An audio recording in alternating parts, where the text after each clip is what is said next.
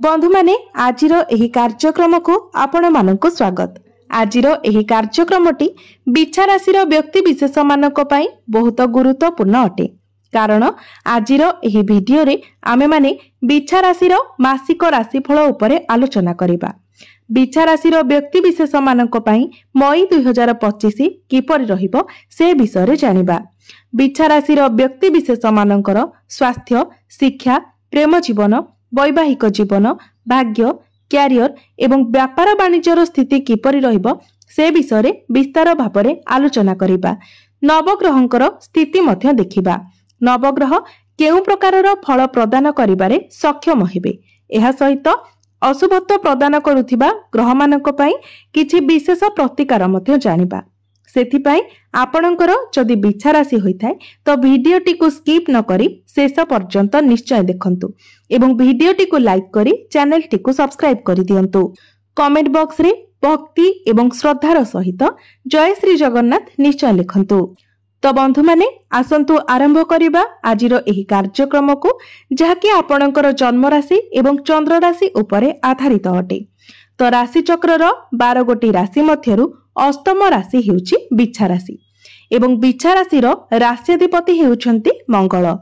तेबे बंधु माने मई मास आरंभ रे आपणको कुंडलीर पंचम भावरे विराजमान रहिबे राहु, शनि, बुध एवं शुक्र।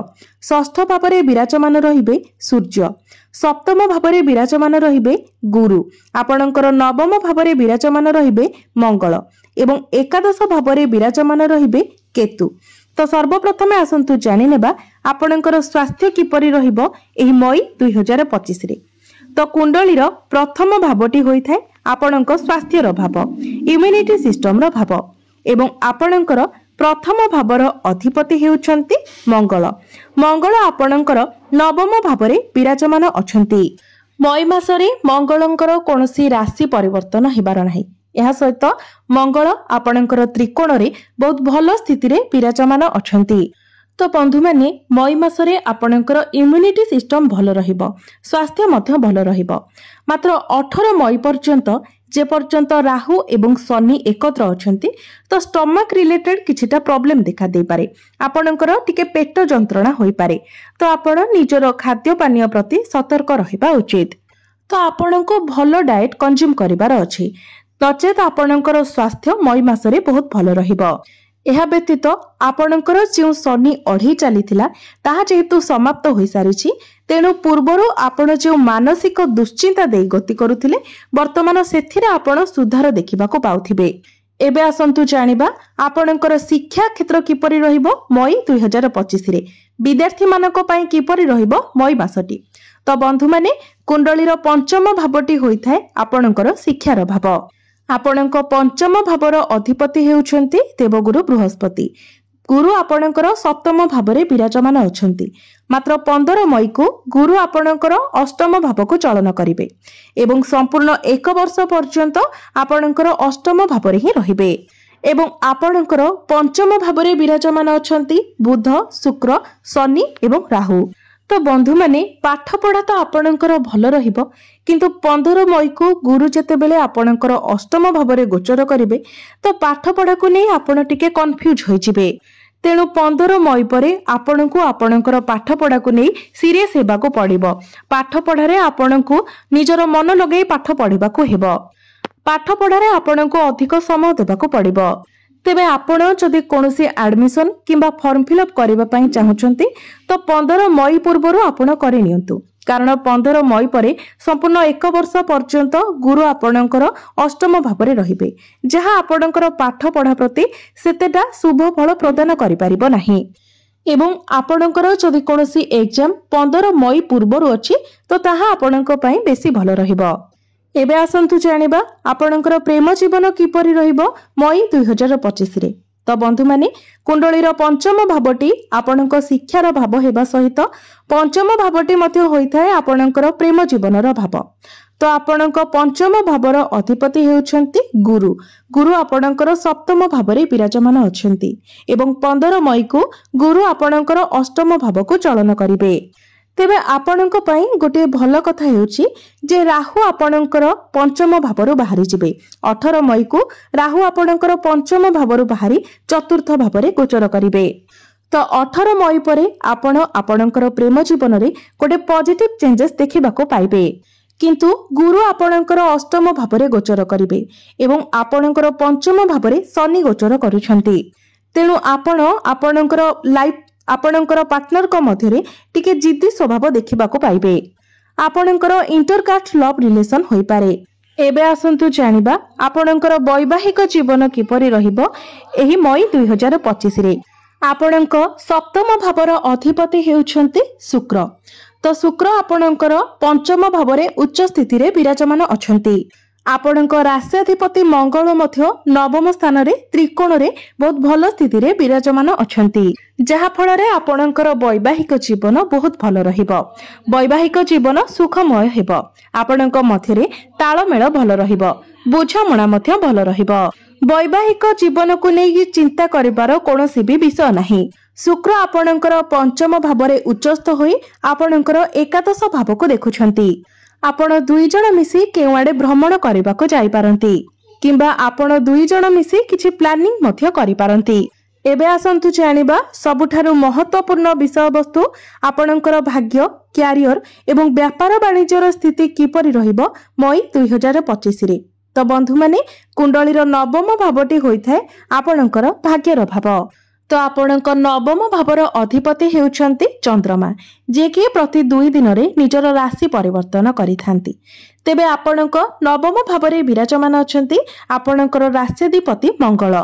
तो भाग्य आपणकर मई मासरे बहुत भल रहिबो। किंतु मंगल जेहेतु नवम भावरे नीचस्थ अछंती तेणु आपण तरबरिया भावरे किछि करिवे नाही। जदि आपण तरबरिया भावरे किछि करंती तो सेथिरे आपणको समस्या आसीबो। किंतु जदि आपण प्लानिंग करिकि बुझी विचारिकि कार्य करंती तो निश्चित भावरे सेथिरे आपणको सफलता मिलिबो। आपणको आपणको भाग्यर साथ मिलिबो। तेबे आपण जदि किछि इन्वेस्टमेंट करिबा पई चाहुचंती, स्टॉक मार्केट शेयर मार्केट रे किछि इन्वेस्ट करिबा को चाहुचंती तो 18 मई परे आपण करंतु, जेतेबेले राहु आपणकर पंचम भावरु बाहरी जिबे। एवं जदि आपण किछि शुभ मांगलिक कार्य करिबा को चाहुचंती तो 15 मई पूर्वरु आपण जदि करिनियंती तो ताहा आपणक पई भल रहिबो। एबे आसंतु जानिबा आपणकर क्यारियर किपरि रहिबो मई 2025 रे। तो बंधु माने कुंडलीर दशम भावटी होइथाय आपणक क्यारियर भाव, कार्य क्षेत्रर भाव।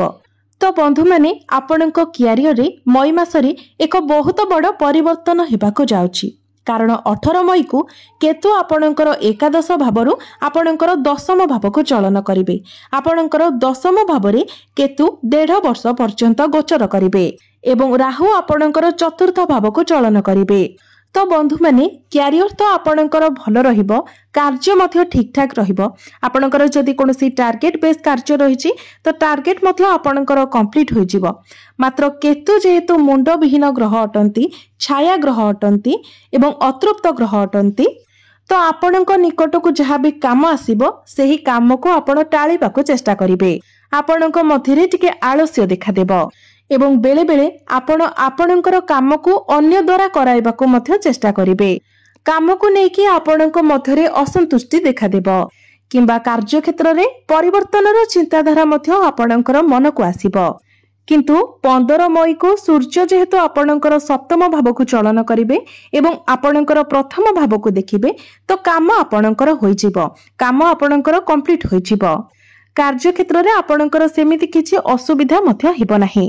एवं बिजनेस रो कथा जदि कहिबा तो बिजनेस पई मई मासटी आपणक पई सर्वश्रेष्ठ रहिबो।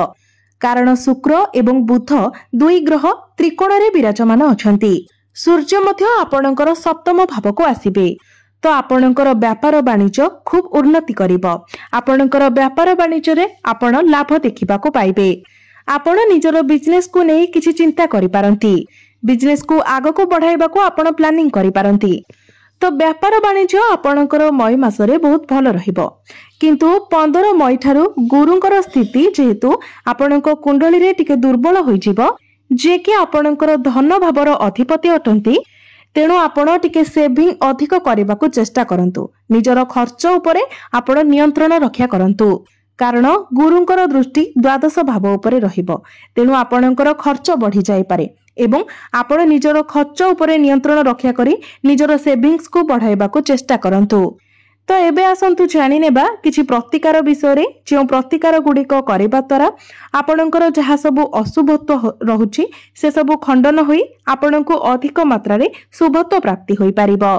सेथिपई आपण प्रत्येक दिन गुरुंकर बीज मंत्र 108 थर जप करंतु। एहा सहित आपण प्रत्येक दिन मंगलंकर बीज मंत्र मध्य 108 थर जप करंतु। प्रत्येक दिन आपण उदित सूर्य को तंबा पात्र रे जलार्घ्य अर्पण करंतु एवं प्रत्येक दिन आपण हनुमान चालीसार मध्य पाठ करंतु। निश्चित भावरे समस्त अशुभत्व गुड़िक खंडन होई आपणको अधिक मात्रा रे शुभ फल प्राप्ति होई पारिबो। तो बंधु माने आपणकर जीवन मंगलमय हेउ, एहा ही ईश्वरंक निकटरे मोर प्रार्थना।